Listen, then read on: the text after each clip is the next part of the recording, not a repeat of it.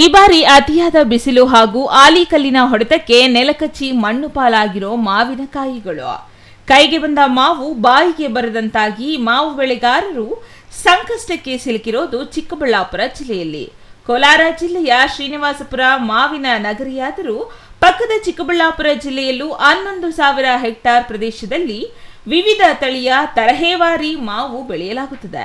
ಆದರೆ ಈ ಬಾರಿಯ ಬೇಸಿಗೆಯ ಬಿಸಿಲು ಮಾವಿನ ಹೂವಿಗೆ ಬಡಿದ ಕಾರಣ ಹೂವಲ್ಲೇ ಉದುರಿ ಹೋಗಿತ್ತು. ಏನೋ ಅಷ್ಟೋ ಇಷ್ಟೋ ಉಳಿದು ಹೂಗಳೆಲ್ಲವೂ ಕಾಯಿಯಾಗಿದ್ದವು. ಆದರೆ ಅದರಲ್ಲಿನ ಮಾವಿನಕಾಯಿಗಳು ಈಗ ಆಲಿಕಲ್ಲು ಮಳೆಗೆ ಉದುರಿ ಹೋಗಿ ಮಣ್ಣು ಪಾಲಾಗಿವೆ.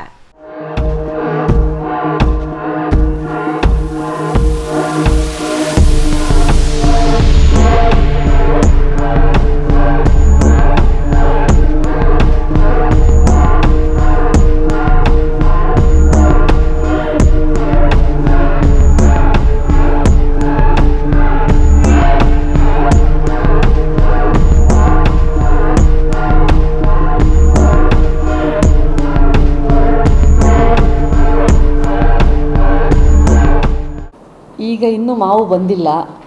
ಅಂದರೆ ಫೀಲ್ಡಲ್ಲಿ ಮಾವು ಬಂದಾಗ ಎಲ್ಲರೂ ಮಾವನ್ನ ತಿನ್ನಲಿಕ್ಕೆ ಖರೀದಿ ಮಾಡೋಕ್ಕೆ ಹೋಗ್ತಾರೆ. ಆ ಕಾರಣದಿಂದ ಈಗ ಆಟೋಮೆಟಿಕ್ಕಾಗಿ ಮತ್ತು ಎಲ್ಲ ಕ್ರಾಪು ರೆಡಿ ಇಲ್ಲ ಫೀಲ್ಡಲ್ಲಿ. ದ್ರಾಕ್ಷಿನೂ ಕೂಡ ಪೂರ್ತಿ ಕ್ರಾಪ್ ರೆಡಿ ಇಲ್ಲ, ಕೆಲವ್ರದ್ದಷ್ಟೇ ರೆಡಿ ಇದೆ.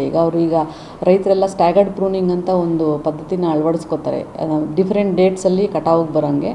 ಸೊ ಆ ಲೈನಲ್ಲಿ ಒಳ್ಳೆ ಬೆಲೆ ಸಿಗ್ತಾ ಇದೆ. ಅತಿಯಾದ ಬಿಸಿಲಿಗೆ ಹೂ ಉದುರಿ ಹೋಗಿ ಕಾಯಿಗಳೇ ಆಗಿಲ್ಲ. ಇನ್ನು ಇತ್ತೀಚೆಗೆ ಸುರಿದ ಅತಿಯಾದ ಗಾಳಿ ಆಲಿಕಲ್ಲಿನ ಮಳೆಯಿಂದ ಬಹುತೇಕ ಮಾವಿನ ತೋಟಗಳಲ್ಲಿ ಮಾವಿನ ಕಾಯಿಗಳೇ ಇಲ್ಲದಂತಾಗಿದೆ. ಇದೇ ತಿಂಗಳಲ್ಲಿ ಚಿಕ್ಕಬಳ್ಳಾಪುರ ಜಿಲ್ಲೆಯ ಮಾವಿನ ತೋಟದ ಕಾಯಿಗಳು ಮಾರುಕಟ್ಟೆಗೆ ಲಗ್ಗೆ ಇಡಬೇಕಿತ್ತು.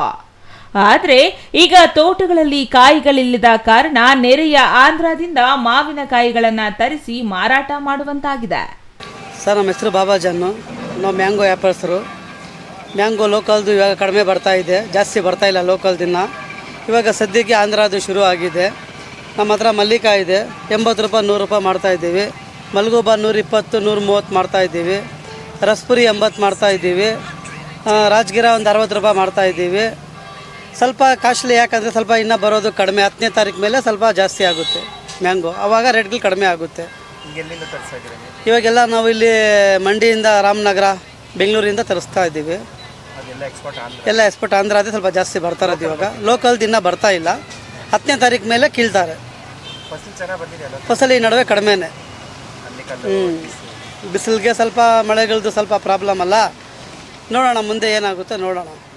ಒಟ್ನಲ್ಲಿ ಚಿಕ್ಕಬಳ್ಳಾಪುರ ಜಿಲ್ಲೆಯಲ್ಲಿ ಮಾವು ಇಳುವರಿ ಇಲ್ಲದೆ ನೆರೆಯ ಆಂಧ್ರದ ಮಾವು ಮಾರುಕಟ್ಟೆಗೆ ಲಗ್ಗೆ ಇಟ್ಟಿದ್ದು ದರವು ದುಬಾರಿಯಾಗಿದೆ. ಇನ್ನು ಕೋಲಾರ, ಚಿಕ್ಕಬಳ್ಳಾಪುರ, ಅವಳಿ ಜಿಲ್ಲೆಗಳ ಮಾವು ಬರುವಷ್ಟರಲ್ಲಿ ಬೆಲೆ ಏರಿಕೆ ಗ್ಯಾರಂಟಿ ಎನ್ನುವಂತಾಗಿದೆ. Thoudanahalli Ramesh, CTV news, Chikkaballapur.